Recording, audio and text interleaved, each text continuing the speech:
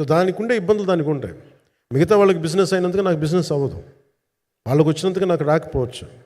ఎందుకంటే నా దృష్టి, నా కాంపిటేటివ్నెస్ ఎప్పుడు నేను సినిమాల మీద పెట్టలేదు. నేను ఇప్పుడు సొసైటీ పొలిటికల్ ప్రాసెస్ పెట్టాను, కానీ ఎప్పుడు సినిమా మీద నేను ఎంత ఉండాలనేది నేను ఎప్పుడు పెట్టలేదు. నేను ఎప్పుడు చాలాసార్లు మన నాగేంద్ర కానీ మిగతా మన సూపర్ హిట్ మన కీర్తిశేషులు బిఆర్ రాజు గారు చనిపోయారు, ఇంటర్వ్యూస్లో కూడా ఉంటుంది. ఈ చిత్ర పరిశ్రమ చాలామంది హీరోస్ ఉంటారు, వాళ్ళలో నేను వన్ ఆఫ్ ది హీరో అంతే. నాది ఒక సంవత్సరంలో ఒక ఫ్రైడే ఒక థర్స్డే రిలీజ్ అవుతుంది అంతే, అంతకుమించి తప్ప ఇది అందరి పరిశ్రమ అందరూ రావాలి అలాంటిది నేను కోరుకునేవాడిని నేను.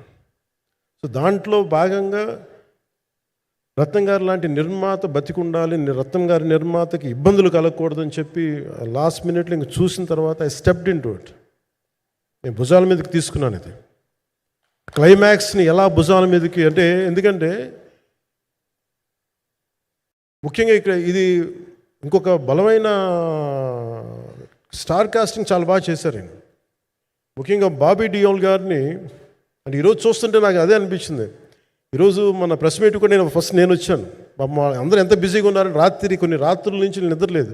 మన మనోజ్ పరమహంస గారికి కానీ, రత్నం గారికి కానీ, జ్యోతి గారికి కానీ. పాపం ఈ సినిమా ప్రమోషన్ సింగిల్ హ్యాండెడ్గా పాపం నిధి అగర్వాల్ భుజాల మీద వేసుకొని నాకే బాధ అనిపించింది. పాపం ఒక అమ్మాయి తన కెరీర్ తను చూసుకోవాల్సిన అమ్మాయి కూర్చోబెట్టి నాకే సిగ్గు అనిపించింది. I have to truly appreciate you. అంటే చాలా పాపం అన్నీ వెళ్తూ ఉంటే నాకు ఇదేంటి సినిమాని అనాథలా వదిలేశారండి అనిపించింది. సో నాకేమనిపించింది, ఈ సినిమాకి ఎవరు అనాథలా వదలలేదు, నేను ఉన్నానని చెప్పడానికి వచ్చాను ఈ రోజున. ఎందుకంటే నేను కోట్లాది మంది ప్రజలకి అండగా ఉండేవాడిని, దేశంలో ఉండే సమస్యలకి స్పందించేవాడిని. అలాంటిది తెలుగు సినిమాకి, నా సినిమాలకి మీకు తెలుసు గతంలో ఎన్నిసార్లు ఇబ్బందులు పెట్టారు. అదే మన ప్రభుత్వం అక్కడికి రాగానే వెంటనే సాధారణంగా హృదయ కవాటాలు తెరిచి మరి ఆహ్వానించాం.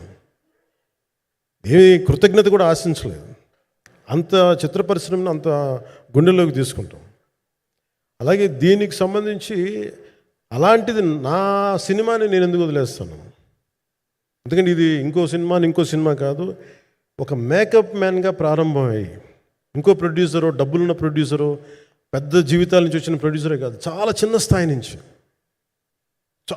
స్థాయి, ఒక మేకప్ మ్యాన్ స్థాయి నుంచి బాయ్గా స్టార్ట్, అంటే చిన్నపాటి అసిస్టెంట్గా స్టార్ట్ అయ్యి చాలామంది మన సీనియర్ దర్శకులందరి దగ్గర పనిచేసి అంచెలంచెలుగా ఎదిగి నిర్మాత అయ్యి, దర్శకుడయ్యి, స్క్రీన్ ప్లే రైటర్ అయ్యి, మీరు ఏమన్నానంటే ఆయన మౌనంగా ఉంటారు. ఎవరు ఎన్ని ఇబ్బందులు పెట్టినా మౌనంగా ఉంటారు. ఆయన మౌనం ఒకసారి నాకు విపరీత అసహనానికి గురి చేసేస్తుంది. మీరు ఏదైనా మాట్లాడాలంటే ఎవరు ఇబ్బందులు పెట్టి ఏం ఎదురు తిరగరు ఏంటంటే ఇలా అంటారు, ఏం చేయాలి. ఇంకా ఇలాంటి వ్యక్తికి ఆయన మౌనం నన్ను ఇలా రోడ్ల మీదకి వచ్చి ఇలా మీ దగ్గరికి ముందు నుంచోబెట్టింది. అంటే ఆయన ఏంటంటే చెప్తారు, ఆయన మౌనం అంటే రమణ మహర్షి నుంచి బాగా నేర్చుకున్నట్టున్నారు. మౌనం అన్నిటికీ సమాధానం.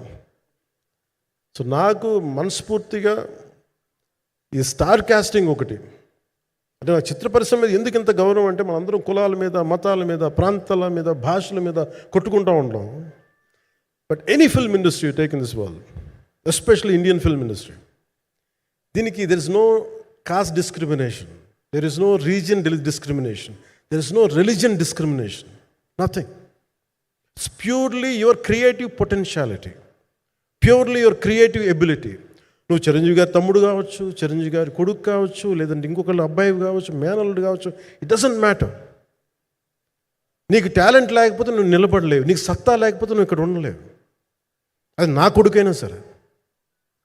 ఇట్ ఆల్ డిపెండ్స్ నీకు ఎంత టెనాసిటీ ఉంది, ఎంత పర్సీవరెన్స్ ఉంది, ఎంత నిలబెట్టుకోగలవు, ఎంత నిలదొక్కుకోగలవు, ప్రతికూలతలు ఎంత బలంగా నిలబడగలవు.